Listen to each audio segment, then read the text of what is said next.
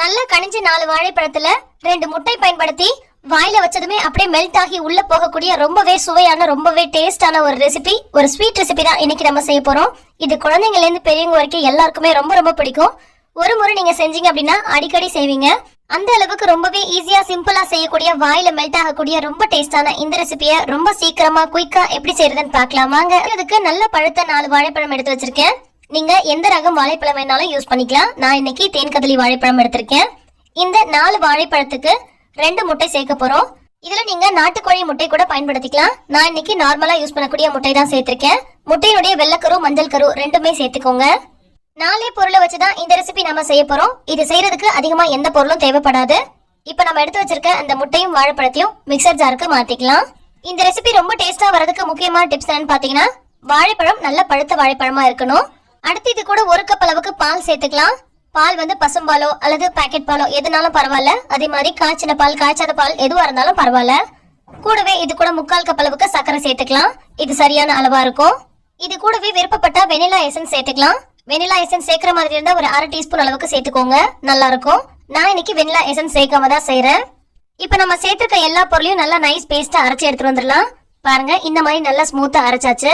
அங்கங்க கெட்டி கெட்டியா இல்லாம வாழைப்பழம் நல்லா அரைப்படுற மாதிரி நல்லா ஸ்மூத்தா அரைச்சு எடுத்துக்கோங்க.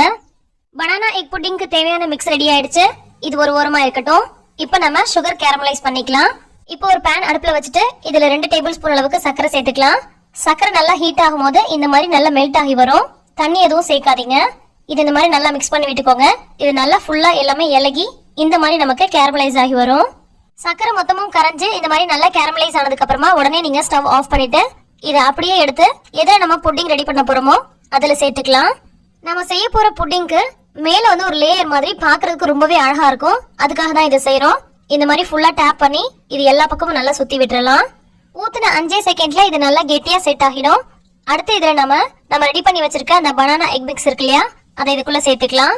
இது நம்ம கேக் டின்ல செய்யலாம், அலுமினிய பாத்திரத்துல செய்யலாம், சில்வர் பாத்திரத்திலயும் செய்யலாம். அதே மாதிரி சிலிக்கான் மோல்டு இருக்கு இல்லையா, அதுல கூட செய்யலாம். உங்ககிட்ட என்ன பொருள் இருக்கோ அதை பயன்படுத்தி செஞ்சுக்கோங்க. இப்போ ஒரு குக்கர் அடுப்புல வச்சுட்டு 1 டம்ளர் அளவுக்கு தண்ணி சேர்த்திருக்கேன். அடுத்து ஒரு ஸ்டாண்ட் உள்ள வச்சிருக்கேன்.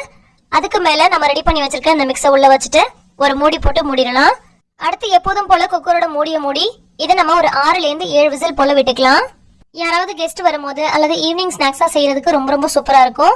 ஏதாவது ஃபெஸ்டிவல் டைம்ல கூட ஒரு டெசர்ட் ரெசிபியா ஒரு ஸ்வீட் ரெசிபியா நீங்க செஞ்சு வைக்கலாம். இப்போ ஒரு 6 விசில் போல விட்டாச்சு. ப்ரெஷர்லாம் போனதுக்கு அப்புறமா நம்ம ஓபன் பண்ணி பார்க்கலாம் எப்படி வந்திருக்குன்னு. உங்க வீட்டு குட்டீஸ்க்கு நீங்க என்னென்ன ஸ்நாக்ஸ்லாம் செஞ்சு கொடுப்பீங்க அப்படின்றத கீழே கமெண்ட் பண்ணுங்க, நானும் தெரிஞ்சுக்கிறேன். வரக்கூடிய ரெசிபிஸ்ல கண்டிப்பா நிறைய ஸ்நாக் ரெசிபிஸ் அப்லோட் பண்றேன். புட்டிங் எவ்வளவு சூப்பரா வந்திருக்கு பாருங்க. இதுக்குள்ள ஒரு ஸ்டிக் விட்டு பார்த்தோம்னா ரொம்ப குழக்குழன்னு இல்லாம ஒட்டாம வரணும். இந்த மாதிரி வந்துருச்சுன்னா வெந்துடுச்சுன்னு அர்த்தம். இப்போ இதை நம்ம வெளியே எடுத்துடலாம்.